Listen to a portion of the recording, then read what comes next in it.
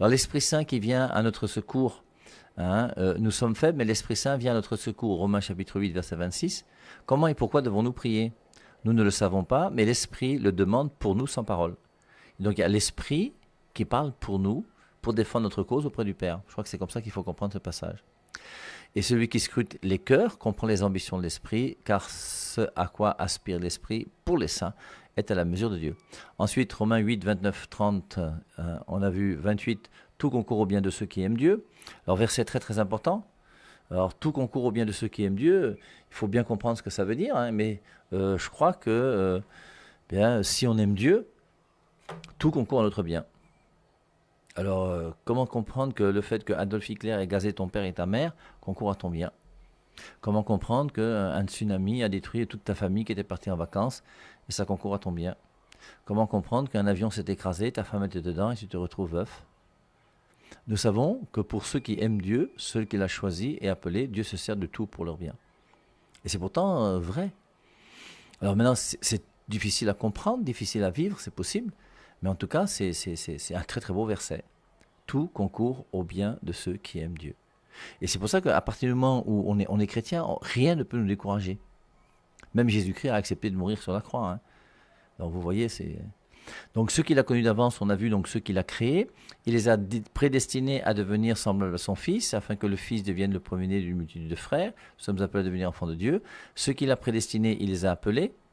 Prédestination, ça vient de Dieu, ça ne vient pas de nous. Maintenant, il nous appelle pour coopérer à son mystère. Hein, Dieu nous a créés sans nous, mais Dieu ne veut pas nous sauver sans nous. Et une fois qu'on a été appelé et qu'on dit oui, eh bien ceux qu'il a appelés, il les a fait justes et droits. Et là, on est devenu justes et droits devant Dieu grâce à la croix du Christ. Hein. Et ensuite, ceux qu'il a fait justes et droits, il leur a donné la gloire. Voilà, on en a parlé ce matin et on ne revient pas sur ça. Alors maintenant, on arrive à la fin de Romains chapitre 8, hein, verset 31 jusqu'au verset 39, qui est aussi très très joli. Que dire de plus? Alors je vous rappelle, hein, l'épître aux Romains comme l'épître aux Galates, on est sur la différence entre la loi et la foi. La loi, c'est des tables qui ont été données par Dieu à Moïse, qu'il faut mettre en pratique. Et on a dit que la loi nous rend tous pécheurs, parce que personne d'entre nous ne peut obéir pleinement et totalement à la loi. Donc la loi montre que notre condition est une condition de gens qui sont foutus. C'est Romains chapitre 3, verset 23. Romains, hein, l'épître aux Romains qu'on a lu, tous ont péché, sont privés de la gloire de Dieu. Et donc la différence qu'il y a entre l'Ancien Testament et le Nouveau Testament, c'est qu'en Jésus-Christ, il n'y a plus de condamnation. Grâce à la nouvelle naissance, nous devenons fils de Dieu. Nous pouvons appeler Dieu Papa, Père. Et cette nouvelle naissance, cette mort du Christ sur la croix, ce baptême que nous recevons, qui nous sauve, etc., bien, fait de nous des gens qui ne sont plus sous la condamnation, sous le péché, sous la loi, mais qui, grâce à la foi, avec notre manière de vivre selon la foi, donc les œuvres de la foi, bien, nous méritons le salut. Jacques chapitre 2, verset 24, c'est par les œuvres que l'homme est sauvé, et non par la foi seulement. La foi seule ne sauve pas. Hérésie de Martin Luther, malheureusement transmise par quelques Mbutuku pasteurs que vous appelez hommes de Dieu. Alors, Romains chapitre 8, verset 31. Que dire de plus? Si Dieu est pour nous, qui sera contre nous? Il va prendre un exemple très simple. Je vous rappelle, en lisant les Saintes Écritures, essayez, à travers l'histoire des chrétiens que nous sommes, celle de Jésus-Christ qui est venu sur terre, essayez de voir ce que Jésus-Christ aurait pu faire de plus pour nous montrer qu'il nous aimait. À mon avis, il a tout fait. Jean 15, 13. Il n'y a pas de plus grand amour que de donner sa vie pour ceux qu'on aime. Il a donné sa vie pour nous. Il a tout fait. Et sur la croix, il dit « J'ai soif » pour montrer que oui, je suis en train de mourir, crucifié, couronné d'épines, tout ça, mais j'ai soif que vous m'aimiez. Parce que tout ce que j'ai fait là, ma mort sur la croix, c'est pour que vous soyez attentifs à moi qui suis Jésus, le Fils de Dieu qui est Dieu, mais j'ai accepté de m'humilier et de venir sur terre. Philippiens 2,6, lui de condition divine ne retint pas jalousement le rang qu'il égalait à Dieu, il s'est diminué, il s'est humilié et il est devenu homme. Et voilà ce que j'ai fait pour vous. Est-ce qu'il aurait pu faire quelque chose de plus ? Cherchez et vous me direz. Que dire de plus? Romains 8, 31. Que dire de plus? Si Dieu est pour nous, qui sera contre nous? Alors, mais c'est aussi important, vous voyez. Si Dieu est pour nous, pourquoi tu as peur des marabouts? Pourquoi tu as peur des sorciers? Pourquoi tu as peur tu as fait un rêve dans lequel on dit que tu vas mourir, tu commences à trembler comme une petite fille? Tu vois un type en route qui passe, il te dit que vous avez un serpent dans le ventre, l'autre dans 3 jours tu vas mourir, et tu commences à trembler. Mais comment tu peux trembler? Est-ce que Dieu est avec toi? Si Dieu est pour nous, qui sera contre nous? Je vous lis le passage de Jean chapitre 10, où il est écrit, je vais vous trouver le passage, ne vous inquiétez pas, Jean chapitre 10, je suis au verset 26. Mais vous ne croyez pas parce que vous n'êtes pas de mes brebis.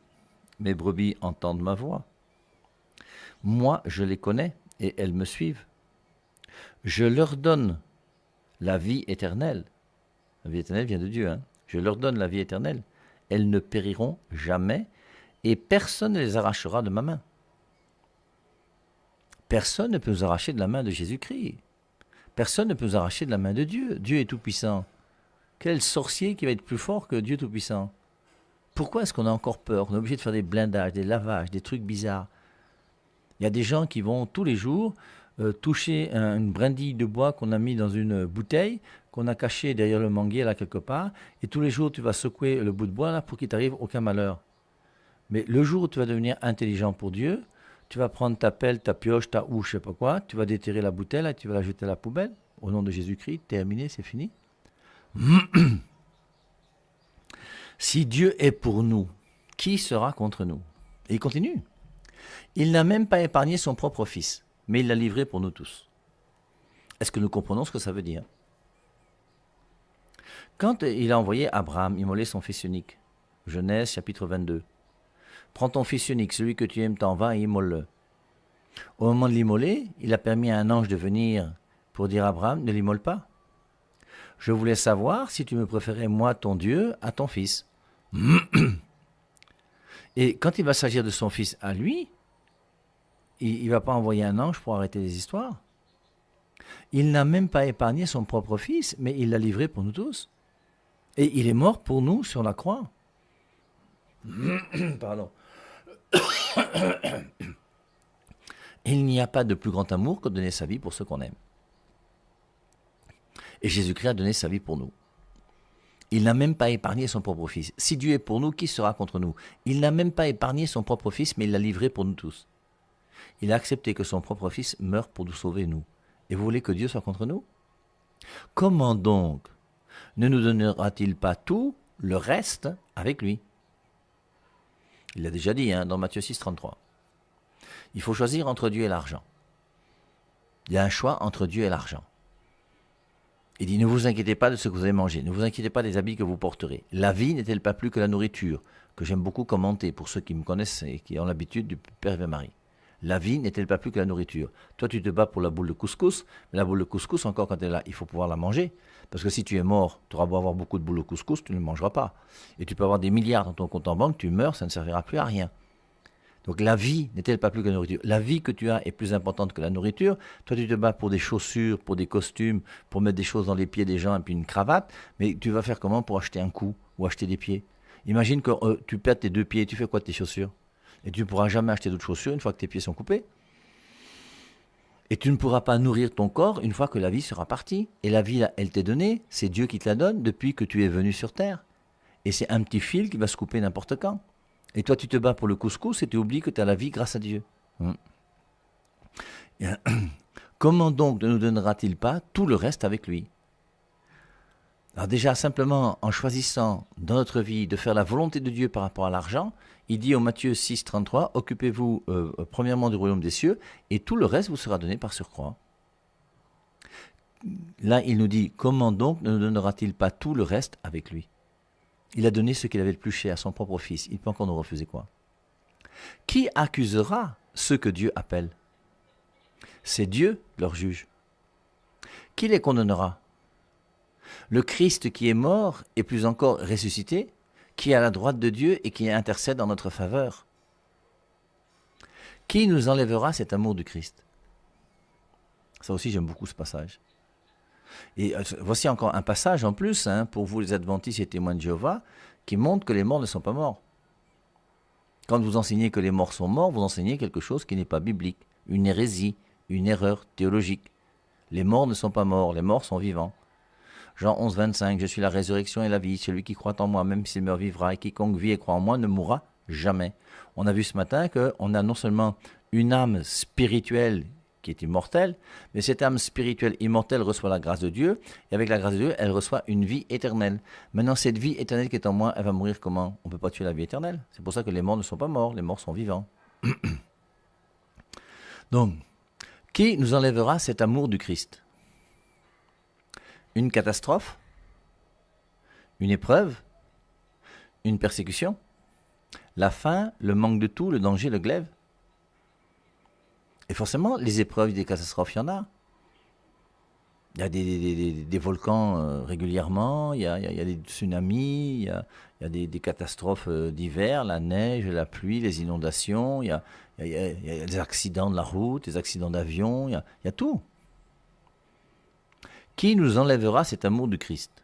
Si vraiment le Christ est en toi, je ne parle pas de la Bible ni de la Biblette. Nous ne sommes pas des amoureux de la Bible ou de la Biblette, comme les gens malheureusement qui sont non catholiques, qui ont un amour de la Bible et de la Biblette, qui ont l'impression que ça a pris la place du Christ dans leur vie. Mais nous ne sommes pas des amoureux de la Bible ou de la Biblette, nous sommes des amoureux de la personne du Christ. Et nous savons que c'est cette personne du Christ qui nous donne la parole de Dieu. Et donc ce Jésus-Christ, nous l'aimons. Et quand nous l'aimons, nous le mettons à la première place dans notre cœur, dans notre vie. Qui nous enlèvera cet amour du Christ? Une catastrophe, toute ta famille meurt sauf toi, tu fais comment? Une épreuve, et des épreuves on en aura plein. On t'apprend que tu as un cancer, que tu vas mourir bientôt. On t'apprend que on ne veut plus de toi au travail, ton salaire c'est fini, d'ici demain tu ne travailleras plus, tu n'auras plus de salaire, tu vas faire comment? Une persécution. Il n'y a jamais eu autant de chrétiens catholiques persécutés que depuis ces dernières années. Et du jour au lendemain, tu peux te trouver dans un pays où on t'interdit de lire la Bible. La faim, il y a des gens qui n'arrivent même pas à manger. Le manque de tout, alors ça c'est la totale, c'est le manque de tout. Qui nous enlèvera cet amour du Christ? Le manque de tout. C'est pour ça, vous voyez que tous ces martyrs qu'on a eus dans les premiers siècles de l'Église, notamment ceux qui ont été trucidés par Babylone, qui est à la ville de Rome, l'Empire romain, il faut mettre les choses au clair, l'Empire romain a tué énormément de saints et de martyrs. Et ils ont préféré aller à la mort plutôt que de mentir. Ils auraient pu mentir en disant moi je mange la viande de Sioux, moi je peux encenser l'empereur, c'est pas grave, après je vais me réconcilier. Non, ils ont préféré rester droit dans leurs bottes, continuer à aimer Dieu, et à cause de ça, ils ont perdu même la vie humaine. Donc qui nous enlèvera cet amour du Christ? Une catastrophe, une épreuve, une persécution, la faim, le manque de tout, le danger, le glaive. Et le glaive, là, il ne fait pas allusion uniquement à la guerre, mais au glaive, justement, qui a coupé la tête de Paul, par exemple, à Saint-Paul-Hors-les-Murs. Il est bien écrit, à cause de toi, nous sommes massacrés tout au long du jour. Nous sommes traités comme des brebis à l'abattoir. C'est bien le rôle des chrétiens qui étaient à Rome. Je vous rappelle que Saint Paul on lui a coupé la tête, Saint Pierre a été crucifié, la tête en bas. Et les chrétiens dans l'Empire romain étaient persécutés. Il faut attendre l'édit de Milan de l'empereur Constantin en 313 pour que les chrétiens catholiques ne soient plus persécutés. Ce qui montre bien que ce n'est pas Constantin, une fois de plus, qui a fondé l'Église catholique. Je dis ça pour ceux qui ont reçu des enseignements faux et on vous a menti. Mais au milieu de tout,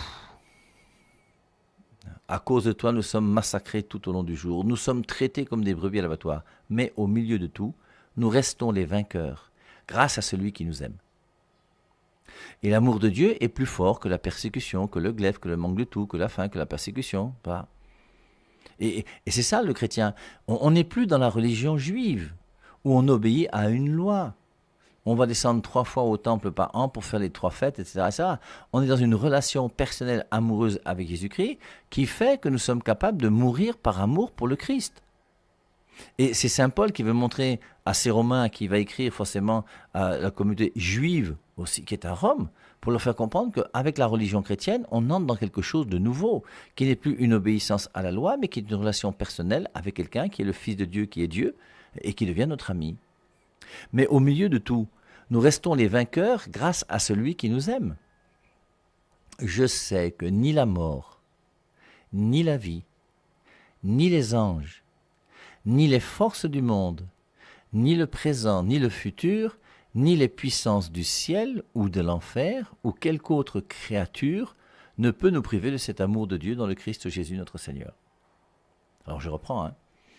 Je sais que ni la mort, ça veut dire quoi? Ça veut dire, la mort ne peut pas me séparer de l'amour de Dieu. C'est pour ça qu'une fois mort, je continue à aimer Jésus-Christ.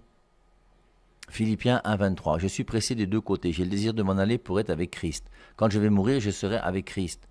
On n'a pas dit pour aller dans un congélateur, on va attendre la fin des temps pour qu'on nous décongèle afin que je ne sais pas quoi. Non, les morts ne sont pas morts, les morts sont vivants. Et je sais que ni la mort, même la mort, ne peut pas me séparer de l'amour de Christ. Je sais que ni la mort, ni la vie, ni les anges, ni les forces du monde, ni le présent, ni le futur, ni les puissances du ciel ou de l'enfer. Puissance du ciel, c'est tout ce qui regarde Dieu. Les puissances de l'enfer, tout ce qui regarde le diable. Même la sorcellerie, on ne peut rien faire. Ou quelque autre créature ne peut nous priver de cet amour de Dieu dans le Christ Jésus, notre Seigneur. Et la finale de Romains chapitre 8 est vraiment très très belle. On voit que rien ne peut nous séparer de l'amour du Christ. Et c'est important que l'amour du Christ pour nous soit quelque chose qui soit fort. Mais un amour du Christ qui soit vrai. Est-ce que réellement tu aimes Jésus-Christ plus que tout? Ça veut dire, belle jeune fille qui est mignonne, hein, lorsqu'un garçon vient vers toi et te dit que tu es mignonne, tu es belle, bébé, il faut lui dire, il n'y a pas de souci, moi aussi je t'aime bien, mais il faut que tu saches une chose, c'est il faut d'abord respecter mon père et ma mère, c'est la moindre des choses, parce que j'ai des parents, donc s'il y a quelque chose, il y a la dot qui est là et tout le reste, hein, si tu veux une amitié qui soit un peu sérieuse, bon. Et puis tu dis, et au-dessus de mon père et de ma mère, il y a Dieu. Donc moi, il y a d'abord Dieu. Donc si tu veux qu'on ait une amitié ensemble, n'oublie jamais que moi je suis avec Dieu. Jérémie 17,5. Maudit soit l'homme qui met sa confiance dans un mortel qui le détourne de Dieu. Si tu mets ta confiance dans un homme qui te détourne de Jésus-Christ, c'est la malédiction. Maudit soit l'homme qui met sa confiance dans un mortel qui le détourne de Dieu. Et donc, je dois comprendre que c'est Dieu qui doit avoir la première place et c'est Dieu qui passe avant tout. Et c'est pour ça donc que si tu veux qu'on soit ensemble, sache une chose, c'est que d'abord, il faut que les choses par rapport à Dieu soient claires. Est-ce que tu es chrétien? Comment tu fais? Est-ce que tu acceptes la virginité jusqu'au jour du mariage chrétien? Est-ce que tu penses que si on fera une vie de couple ensemble, on sera d'abord marié à l'église? S'il n'est pas d'accord, tu le barres. Et voilà ce qu'il faut faire. C'est Dieu qui doit avoir la première place dans ma vie. Mais il ne faut pas que ce soit uniquement quand on écoute le Père et Marie ou quand on est à l'église le dimanche. Il faut que ce soit 24 heures sur 24 dans toute ma vie. Et que je sois avec des amis ou pas avec des amis, que je sois au bar ou pas au bar, que je sois au travail ou je ne sais pas où, au sport, oui, je suis chrétien dans toutes les activités de ma vie, le jour comme la nuit. Et il faut que j'ai un comportement qui soit conforme à ce que Dieu veut. Et donc, ni la mort, ni la vie, ni les anges, ni les forces, ni le présent, ni l'avenir, ni les puissances du ciel et de l'enfer, ou quelque autre créature ne peut nous priver de cet amour de Dieu en Jésus-Christ. On commence à te dire que on a commencé à t'envoyer un sort, c'est toi qui es sur la liste des gens qui meurent, il y a 4 ans c'était ton frère qui était mort, on t'avait dit même d'ailleurs que 2 ans plus tard ce serait ta sœur qui va mourir, on t'a dit que cette année c'est toi qui vas mourir. Alors tu as enterré ton frère il y a 4 ans, c'est vrai, tu as enterré ta sœur il y a 2 ans, et tu sais que maintenant le prochain c'est toi. Mais si tu as Dieu avec toi, mais tu sais que c'est impossible que ça t'arrive. Pourquoi? Parce que je sais que ni la mort, ni la vie, ni les anges, ni les forces du monde, ni le présent, ni le futur, ni les puissances du ciel ou de l'enfer. Et les puissances de l'enfer, Satan lui-même ne peut rien contre moi. Parce que j'ai donné ma vie au Christ. Et il faut, vous voyez, que nous ayons vraiment cette liberté des enfants de Dieu. En tant qu'enfant de Dieu, mais j'ai une liberté que personne ne peut me supprimer. Même si un sorcier me dit « je vais te tuer », mais je m'en fous. Même si c'est le diable qui me dit « je vais te tuer », je m'en tape. Moi, je vous rappelle que j'ai prié sur des gens possédés pendant plus de 800 heures dans ma vie. Et un jour, je priais sur une fille qui était possédée. Alors, combien de démons m'ont dit qu'ils vont me tuer? Ils sont nombreux, très nombreux. Et ensuite, donc, en priant sur les gens possédés, je priais sur une fille et, j'avais déjà certaines expériences quand même des possessions, donc moi je ne cause plus avec le diable, je sais pas qui il est, d'où il vient, je m'en fous, je n'ai rien à foutre. pas mon problème. Bon, en plus, il ment, donc il ne va pas me dire la vérité, donc c'est pas la peine de poser des questions à quelqu'un qui ment. L'essentiel, c'est maintenant, avec la force de Dieu, tu le chasses du corps là où il est pour qu'il parte et qu'il libère cette personne qui est possédée. Et donc, je prie, sans tenir compte du bavardage des petits démons qui sont là. Mais toujours est-il que quand il bavarde, tu as quand même les oreilles qui sont ouvertes et tu entends. Alors toi, tu pries silencieusement, tranquillement, sur la tête de la personne qui est là. Et puis tu entends le démon qui parle et qui dit, oui, il y a un prêtre qui a prié sur elle récemment. Il était comme toi aussi, il était fort. Hein. C'est bien ça. Je crois qu'il ne causait pas les démons parce que vous croyez que vous êtes fort. Mais il faut que tu saches une chose, c'est que je l'ai tué. Il ajoute, il dit, d'ailleurs, t'inquiète pas, toi-même, dans quelques jours, tu seras mort. Il continue à bavarder, à bavarder, à bavarder. Bon, moi, je continue à prier simplement. Après une séance un peu longue, quand même, la fille est un peu fatiguée, tout ça. Bon, je vais faire un tour, je prends un café. Tu lui dis que tu vas revenir parce qu'elle est comme elle est dans les vapes, tu sais même pas si elle t'entend, mais c'est pas grave. Et tu reviens 10 minutes plus tard, un quart d'heure plus tard, elle est assise sur le banc, elle est un peu fatiguée. Alors, je lui pose la question, je dis, il y a un prêtre qui a prié sur toi récemment? Elle me dit, oui, oui, oui. Après, je lui dis, c'est possible de le voir? Elle me dit, non, il est mort. Alors j'ai laissé tranquille, je sais pas. Et puis alors, on a discuté un petit peu ensemble, bon, après elle est partie, on a fait d'autres séances de prière ensuite. Et, et donc le démon lui-même disait que c'est lui qui avait tué ce prêtre. Ce que personnellement je ne crois pas du tout. La preuve c'est que moi il ne m'a pas tué. Maintenant il suffit qu'un prêtre meure parce qu'il a fait un accident de voiture, il a fait un AVC, il a fait je sais pas quoi, le démon va faire croire que c'est lui qui l'a tué, comme c'est un menteur. Et c'est pour ça que, et même si réellement, il a le pouvoir de tuer que des gens qui ne sont pas chrétiens. Le démon ne peut pas tuer quelqu'un qui est chrétien, ne peut mourir de sorcellerie. Alors je vais répéter ça 2 ou 3 fois quand même pour que vous entendiez bien. Aucun, je dis bien, aucun, c'est-à-dire pas un seul, aucun chrétien ne peut mourir de sorcellerie. Parce que si un chrétien meurt de sorcellerie, ça veut dire que le diable est plus fort que Dieu. Or, si vous avez fait un petit peu d'études théologiques, vous saurez que le diable n'est qu'un ange. Et un ange, c'est quoi? Une créature de Dieu. Et est-ce qu'une créature de Dieu peut être plus forte que Dieu? C'est impossible. Je vous rappelle que si Dieu tousse un peu et qu'il oublie de mettre sa main devant sa bouche, alors que le diable passe devant sa bouche, pendant que Dieu tousse un tout petit peu, le diable va partir à la vitesse de 300 000 km à la seconde pendant des années et des années et des années et des années. Parce qu'entre Dieu et le diable, il n'y a pas match. Mais est-ce que vous pouvez imaginer un combat entre Dieu et le diable? Bon, prenons un exemple plus simple, dans lequel on peut faire des paris. Je vais ouvrir les paris, vous allez pouvoir parier. Je vais demander à Ngannou de faire un combat avec lui. On connaît tous Ngannou ici au Cameroun. Hein, c'est un Bao qui, en UFC ou MMA, je ne fais pas la différence entre les deux, mais a mis des KO là-bas dans l'hexagone extraordinaire. Le gars, c'est une structure, il a des biceps qui sont gros comme 2 fois ma cuisse. Et bon, imaginez, je demande un combat à Ngannou. Mais le combat va durer 5 secondes. Personne ne peut parier sur le Pierre et Marie. Mais vous savez tous qu'il va me knock très mal. Il va me taper, ça va être fini et ça va être rapide. Alors là, je passe à un Ngannou qui est un être humain, contre moi qui suis aussi un être humain. Là, maintenant, on a un être divin qui s'appelle Dieu, qui va lutter avec un ange, et vous pensez qu'il peut y avoir combat entre Dieu et un ange? Mais c'est pour ça que entre Satan et Dieu, il n'y a pas match. 1 Jean 4,4.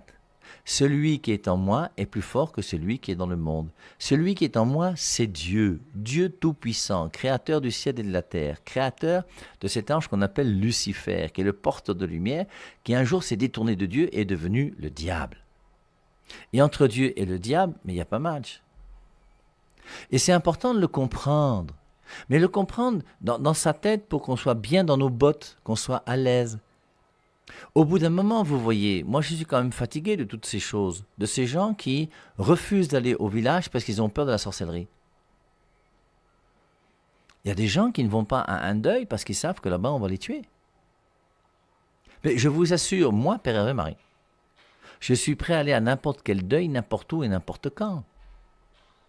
Mais à partir du moment où Dieu est avec nous, alors maintenant, si tu vis mal et que toi-même tu es un petit bandit, que tu fais des choses bizarres et tout le reste, bah forcément, il faut te poser des questions. Si tu n'as pas la protection de Dieu, on comprend qu'à ce moment-là, bah, trouve une autre protection si tu veux. Mais si vous trouvez votre protection en dehors de Dieu, vous ne pouvez la trouver maintenant qu'avec le diable. Et donc, c'est le marabout qui sera le plus grand et le plus fort qui va gagner. Battez-vous entre marabouts. Et le marabout qui est plus puissant que l'autre, c'est lui qui va écraser le petit frère. C'est tout. Mais si tu as Dieu avec toi, mais aucun marabout ne peut te faire du mal. Satan ne peut même pas te faire du mal quand tu es avec Dieu. Dieu est plus fort que le diable. Et nous qui sommes chrétiens, on n'a plus peur. Ni les puissances du ciel ou de l'enfer. Des puissances de l'enfer, ben forcément on pense à Satan. Dragon rouge-feu, bête de la mer, bête de la terre, le chiffre 666.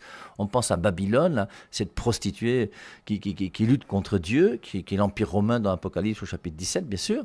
Ils vont te faire quoi? Alors, tu pourras mourir, oui, mais tu ne pourras pas mourir de sorcellerie. Un jour, tu vas mourir, et nous tous, on va mourir, même si on est chrétien. Mais un chrétien ne peut pas mourir de sorcellerie. Je vous rappelle 1 Corinthiens chapitre 11. C'est le passage où saint Paul nous parle de la cène. Quand il parle de la cène, donc, le dernier repas que Jésus-Christ a fait. Et dans ce passage de 1 Corinthiens chapitre 17, on voit bien une fois de plus que l'Eucharistie est réellement le corps du Christ, ce n'est pas un symbole. Attention à tous ces Mbutuku pasteurs qui vous trompent et qui vous disent que l'Eucharistie est symbolique. Ce n'est pas symbolique, c'est réel. Je vous rappelle, Luc 22, 19, ceci est mon corps. Et il le dit donc dans 1 Corinthiens chapitre 11, quand il rappelle justement l'enseignement qu'il a reçu par rapport à l'Eucharistie. Alors, verset 23, je vous ai moi-même transmis ce que j'avais reçu et qui venait du Seigneur. La nuit où il était livré, le Seigneur prit du pain, rendit grâce et le partagea en disant, ceci est mon corps donné pour vous, faites ceci en mémoire de moi. Saint Paul dit bien, ceci est mon corps, c'est son corps. De même pour le calice, après le repas, il dit, ce calice est la nouvelle alliance grâce à mon sang, toutes les fois que vous la boirez, vous le ferez en mémoire de moi. Voyez donc, toutes les fois que vous mangez ce pain et buvez ce calice, vous proclamez la mort du Seigneur jusqu'à ce qu'il vienne. Verset 27. Si quelqu'un manque de respect quand il mange le pain ou boit le calice du Seigneur, il pêche contre le corps et le sang du Seigneur. Que chacun donc fasse son examen avant de manger le pain et boire le calice, car s'il ne reconnaît pas le corps,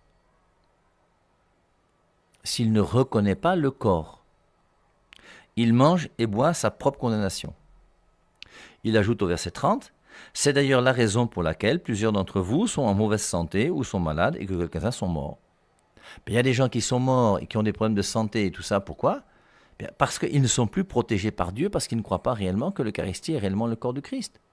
Ils ne prennent pas la communion et ils ne prennent pas Dieu comme leur Seigneur, leur Sauveur, leur ami personnel.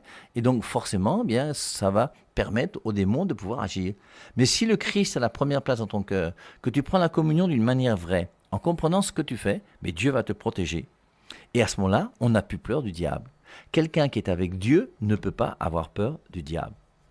Je vous rappelle, ni la mort, ni la vie, ni les puissances d'en haut ou de l'enfer, rien ne peut nous séparer de l'amour du Christ. Bonjour mon Père, s'il vous plaît, en toute humilité et sans insulte, j'aimerais savoir et comprendre l'origine de la critique que vous nous faites tout le temps en tant que pentecôtiste que je suis. C'est que vous n'êtes pas dans la vérité, c'est tout.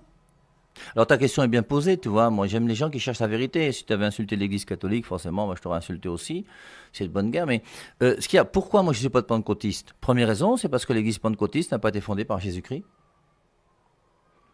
Qui a fondé l'Église catholique? C'est Jésus. Alors maintenant, tu as des menteurs de Mbutuku pasteurs qui disent que c'est Constantin qui a fondé l'Église catholique. À l'époque de Constantin, il y avait déjà 32 papes. Donc l'Église catholique existait déjà depuis quelques siècles avant que Constantin ne vienne. Constantin a permis en 313 d'avoir un édit qu'on appelle l'édit de Milan, qui permet aux catholiques d'avoir pignon sur rue. Pourquoi? Parce que les catholiques étaient déjà persécutés. Sa maman elle-même était catholique. Les catholiques existaient avant Constantin. Le seul fondateur de l'église catholique, c'est Matthieu 16, 18. Pierre, tu es Pierre, sur cette pierre, je bâtirai mon église. Qui bâtit l'église? Jésus. C'est pas... pour les témoins de Jéhovah, par exemple, on ne sait même pas qui a fondé les témoins de Jéhovah. Objectivement, je vous mets au défi de voir un témoin de Jéhovah qui peut vous dire qui a fondé les témoins de Jéhovah. Parce que celui qu'on dit être le fondateur, c'est Charles Taze Russell, qui a fondé en 1870 un groupe qu'on appelle les étudiants de la Bible. Mais les étudiants de la Bible ne sont jamais fait appeler témoins de Jéhovah. Et il faut attendre la mort de Charles Taze Russell en 1916 pour qu'il soit remplacé par le juge Rutherford, pour qu'en 1931, on se fasse appeler témoin de Jéhovah. Donc celui qui est à l'origine des témoins de Jéhovah, officiellement, hein, c'est le juge Rutherford et non pas Charles Taze Russell, le fondateur de ces étudiants de la Bible. Qui a fondé les églises pentecôtistes? Comment veux-tu que moi je rentre chez Ganguka, Castanou, Tsalaï Somba ici au Cameroun, mais qui est mort, ou Camden Minedor? Mais je ne peux pas. Pourquoi? Parce que je suis un chrétien intelligent, je regrette. La parole de Dieu n'est pas venue par Castanou, la parole de Dieu n'est pas venue par Martin Luther. Mes frères protestants, c'est à vous que je m'adresse, et vous savez que depuis longtemps, je vous demande de devenir catholique si vous aimez la vérité. Et si vous aimez la vérité, vous n'avez pas le choix. Maintenant, si vous voulez rester protestant, restez protestant, mais c'est dommage de ne pas aimer la vérité. Et il faut que chacun d'entre nous, nous puissions réellement aimer la vérité. Donc, première des choses, c'est Jésus-Christ qui a fondé l'Église catholique. Cette Église, quand tu reprends Éphésiens chapitre 5, versets 25 à 27, Marie, aimez vos femmes comme le Christ a aimé l'Église et s'est livré pour elle, l'a rendue sainte et sans tache. L'Église de Jésus-Christ est sainte et sans tache. Pourquoi? Parce que c'est elle qui donne la parole de Dieu et c'est elle qui donne les sacrements. Et le rôle de l'Église, c'est de donner la parole de Dieu et de donner les sacrements. Et la parole de Dieu est sainte et les sacrements sont saints. Donc, ensuite, maintenant, cette Église, c'est elle qui donne la parole de Dieu. 1 Timothée 3,15, l'Église est colonne et appui de la vérité. Cette Église, dans Matthieu 16, 18, il est dit, Pierre, tu es Pierre, sur cette pierre, je bâtirai mon Église. L'Église du Christ est bâtie sur la personne de Pierre. Alors, on peut reprendre Jean 1, 40, 42. Jésus-Christ rencontre Simon pour la première fois. Il dit, tu ne t'appelleras plus Simon, tu t'appelleras Pierre. Pourquoi? Matthieu 16, 18, Pierre, tu es Pierre, sur cette pierre, je bâtirai mon Église. Jean 10, 11, Jésus-Christ dit, je suis le bon berger. Il va partir auprès de son Père le jour de l'Ascension. Et avant de partir auprès de son Père, qu'est-ce qu'il fait? Il rencontre dans Jean 21 les apôtres, il y a 5 qui sont partis faire la pêche avec 2 disciples. Et il leur dit, après avoir pris le petit déjeuner ensemble, Pierre, m'aimes-tu? Oui, Seigneur, je t'aime. Sois le berger de mon troupeau. Qui est le berger du troupeau de Jésus? C'est Pierre. C'est bien lui qui est le chef de l'Église. Et c'est pour ça que moi je suis catholique. Deuxième chose, moi ma foi ne repose pas sur un livre, ma foi repose sur la parole de Dieu. C'est ce que dit d'ailleurs les Saintes Écritures, c'est Romains 10, 17. La foi vient de ce qu'on entend et ce qu'on entend vient de la parole du Christ. Et c'est la parole du Christ qui fait que j'ai la foi. Pas la Bible que je lis, encore moins la Biblette. Votre Biblette, à vous les pentecôtistes, elle est née en 1826. Va regarder les vidéos du PV Marie sur éviction des livres deutéro-canoniques. Pourquoi on a enlevé 7 livres inspirés par Dieu qu'on a jetés à la poubelle en 1826? Parce que Martin Luther, l'hérétique qui a divisé l'Église en fondant les protestants, a jeté 7 livres inspirés par Dieu à la poubelle. Et c'est en 1826 qu'une société biblique anglaise a fait la Biblette de 66 livres. Donc c'est pour ça qu'au bout d'un moment, il faut qu'on mette les choses au clair. C'est pour ça que je ne serai jamais pentecôtiste, c'est impossible. Alors maintenant, que chez les pentecôtistes, il y a des gens de bonne volonté, moi je suis d'accord. Mais malheureusement, on les a quand même trompés sérieusement. Croire que seule la Bible est la parole de Dieu, c'est pas très intelligent. Mon père, c'est moi, le même pentecôtiste de tout à l'heure. Juste une dernière question. Si toutes les églises pentecôtistes n'ont pas été fondées par Jésus-Christ, mon père, s'il vous plaît, qui est le fondateur? Le fondateur, ils ont été fondés il y a 200 ans, il y a 150 ans. Ici, à Yaoundé, on a eu un fondateur qui s'appelle Tsalaï Somba. Il est mort, non? Il était à Tropicana. Il a fait beaucoup de bruit pendant 10 ans. Il a rempli le palais des sports. Mais il n'a pas été fondé par Jésus-Christ, il a été fondé ici, il va y raconte, qui aujourd'hui d'ailleurs est devenu quelque chose de quoi? De cauchemardesque, c'est pas. Il n'y a plus rien. Son église ne vit plus. Alors je ne sais pas comment fait Camden Minedor lui aussi avec son histoire. Cathédrale de la foi. Il est parti au Canada, on l'a chassé, il a même été chassé du Cameroun. Maintenant il est en Côte d'Ivoire parce que c'est là-bas où les faux pasteurs pullulent comme en RDC, je ne sais pas où encore. Non, il faut mettre les choses au clair. Bonjour Madame Jésus, qui est le fondateur de la religion juive, qui est le judaïsme? C'est Dieu lui-même, à travers Abraham, Isaac, Jacob. Jacob qui s'appelait Jacob, qui s'est fait appeler Israël. Et donc Israël est né à travers la personne de Jacob. Et ensuite il y a Moïse, les 10 commandements et toutes ces choses.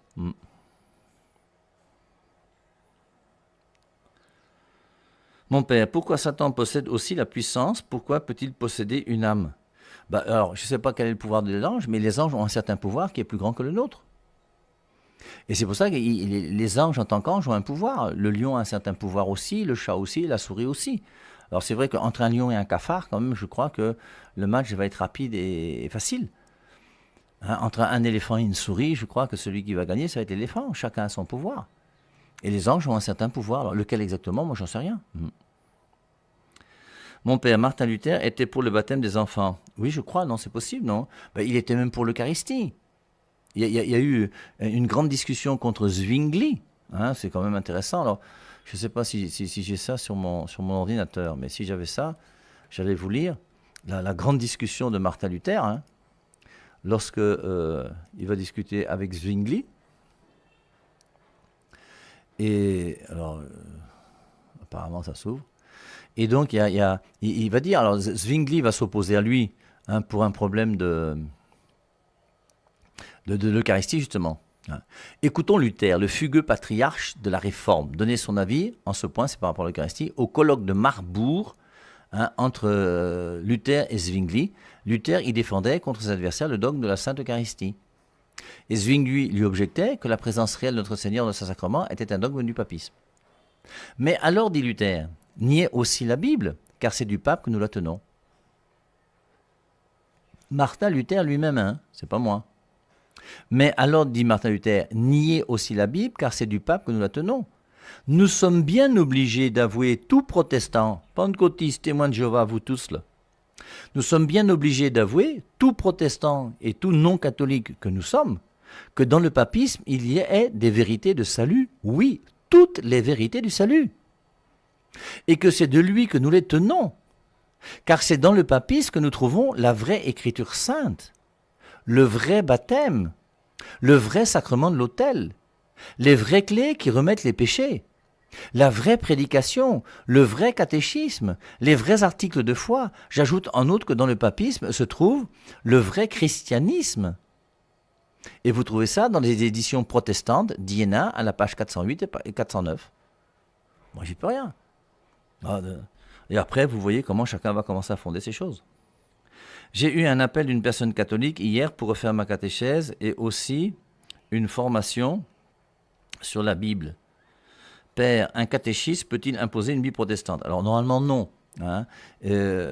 Bon, c'est vrai que quelque part, c'est pas mauvais non plus de faire des études bibliques avec des Bibles autres que la Bible catholique. Hein. Parce que quelquefois, il y a quand même des traductions qui peuvent aider à mieux comprendre le sens du texte. Mais c'est clair que normalement, on demandait à des catholiques d'avoir une Bible protestante, il faudrait d'abord leur montrer pourquoi il y a une différence entre la Bible catholique et la Bible non catholique. C'est la première des choses qu'il faut faire. Et puis, si on veut former des gens dans l'Église catholique pour leur donner le baptême, la communion, la confirmation avec une Bible protestante, c'est qu'il faut se poser des questions sur la manière de faire, parce que quelque part, ça paraît un peu quand même illégitime, cette histoire. Est-ce qu'on n'est pas des enfants de Dieu dès la conception? Ben ça, on a déjà vu ça ce matin, non? Les pentecôtistes sont nés en 1830, première église au Havre. Ça doit être pour la France, non? Mais voilà, 1830, vous dites, ça fait 200 ans qu'ils sont nés. Donc c'est pour ça que ce n'est pas Jésus-Christ qui a fondé les pentecôtistes. Mon père, avez-vous un jour rencontré Tzalaï Somba ou êtes-vous allé à Tropicana? À Tropicana, je n'ai jamais assisté. Mais j'ai assisté par contre au Palais des Sports. J'ai assisté à une prédication de Tzalaï Somba au Palais des Sports. C'était je crois en octobre de je ne sais plus quelle année, le premier samedi du mois, où il était venu prêcher sur l'avortement. Et je sais qu'il était passé par des personnes interposées pour avoir un débat avec moi. Et je lui avais dit que le débat peut se faire à une seule condition, c'est qu'on fasse ça à la CRTV. Parce que dans les petits médias là, où il va te choquer un peu pour arranger les choses, je ne peux pas partir. Mais s'il vient à la CRTV, il n'y a pas de souci. Il n'a jamais donné réponse et suite à cela. Et puis les débats, ça ne sert pas à grand-chose. Il faut que vous-même, vous soyez capable de former votre discernement. C'est ça qui est important. Bonjour mon père. Certains musulmans disent que la parole des vignerons est la preuve de la venue de Mahomet. Quel est votre avis? Que Dieu vous bénisse abondamment. Ça n'a aucune preuve du tout et ça ne prouve absolument rien du tout. Par contre, le fait que le Coran dise dans la sourate 4 que Jésus-Christ n'est pas mort sur la croix montre que le Coran ment. Voilà. Et il faut dire aux musulmans que nous ne sommes pas d'accord avec eux et que nous pensons que le Coran n'est pas le Saint Coran et que le Coran n'est pas inspiré par Dieu. Maintenant, si leur dialogue, c'est uniquement couper la tête des gens, mais qu'ils coupent la tête des gens, et puis c'est tout. Mais il y a beaucoup de gens quand même dans l'islam qui ne sont pas djihadistes. Non, la parabole de... J'ai même entendu un jour dire que l'Esprit Saint qui devait venir, c'est Mahomet qu'on attendait. Ils sont quand même drôles ces gens-là. Au bout d'un moment, ça fait quand même rire. Donc, on dit non, l'Esprit Saint vous conduira à la vérité tout entière, Jean 16, 12. Et on voit nous, dans les Saintes Écritures comment l'Esprit Saint conduit à travers les conciles. Bon, maintenant, l'Esprit Saint, c'est quand même lui qui s'est retrouvé avec Marie le jour de l'Annonciation. Qui va dire que Mahomet est le père de l'enfant Jésus qui est venu sur terre? Au bon moment, il faut mettre les choses au clair. Quand on est bête, on est bête. Hein. Il faut aimer l'intelligence, mes amis. Il faut aimer. Il faut réfléchir. Le Fils d'homme est un homme, et pourquoi Jésus aimait toujours autant dire qu'il est le Fils de l'homme, mon Père? Parce qu'il est aussi le Fils de Marie, même s'il est le Fils de Dieu. Il est vrai Dieu et vrai homme. Il est vrai Dieu et vrai homme, c'est pour ça. Voilà. Alors, y a-t-il d'autres questions? On va essayer de voir. Bonjour mon Père, est-ce seulement ceux qui ont la vie divine qui vivent éternellement? Que peut-on dire pour ceux qui ne l'ont pas reçue? Pour vivre éternellement, oui, il faut avoir la vie divine. Maintenant, normalement, un être humain qui meurt n'a qu'une vie immortelle. Mais cette vie immortelle, forcément, parce que même s'il ne connaît pas Dieu et qu'il n'est pas baptisé, il va être jugé par Jésus-Christ.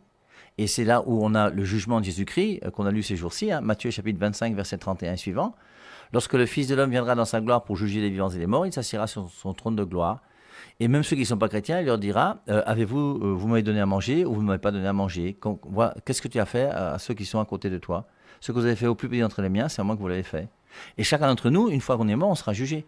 Et maintenant qu'on sera jugé, soit on sera avec Dieu, soit on sera contre Dieu, soit ce sera l'enfer ou le paradis. On avait vu ça aussi dans Romains chapitre 2, non? Celui qui meurt sous la loi sera jugé par la loi, celui qui meurt sans la loi sera jugé sans la loi. Mon Père, avez-vous déjà rencontré face à face le général de Dieu et fait un débat avec lui? Non, jamais, jamais. Puis en plus, ça ne m'intéresse pas. Je vous dis, ça ne m'intéresse pas du tout, moi. D'abord, en plus, je ne peux pas faire un débat avec quelqu'un qui ne fait pas la distinction entre Bible, Biblette et parole de Dieu. C'est pour ça que ce soit le témoin de Jéhovah qui veut monter sur TikTok tout à l'heure, que ce soit le pentecôtiste qui nous écrive, tant que vous ne ferez pas la distinction entre Bible, Biblette et parole de Dieu, vous êtes des chrétiens de l'école primaire, pour ne pas dire de la maternelle. Et donc, quand tu n'arrives pas à faire la distinction entre Bible, Biblette et parole de Dieu, c'est le b.a.-ba. Aucun pasteur, je parle à mes frères protestants qui sont là, vous pasteurs pentecôtistes qui m'écoutez là, normalement, vous ne pouvez pas commencer à prêcher tant que vous ne faites pas la distinction entre Bible, Biblette et parole de Dieu. Surtout que vous croyez que votre foi ne repose que sur la Biblette, alors que la Biblette n'est même pas la vraie Bible. Vous dites quoi alors? Regardez votre formation qui est nulle. C'est pour ça qu'après on est obligé de vous insulter tous les jours. Donc la distinction Bible-Biblette est très importante. Mon Père, s'il vous plaît, pourquoi est-ce que vous appelez Madame Jésus, pourtant les autres papes, prêtres et curés, par exemple, se nomment Madame... Mais moi, je le piffe mal, il me y a mot, et on vit ensemble l'Eucharistie. C'est pour ça que je dis, je m'appelle plus Père et Marie, mais je m'appelle Madame Jésus, parce que l'Église est l'épouse du Christ. Et toute personne qui fait partie de l'Église est l'épouse de Jésus. Et Jésus-Christ devient notre époux, celui qu'on aime de tout notre cœur, de toute notre âme, de toutes nos forces. Voilà. Autre question, s'il y en a, eh bien apparemment, il n'y en a plus. Et s'il n'y en a plus, on se dit à ce soir lorsqu'il sera 17h.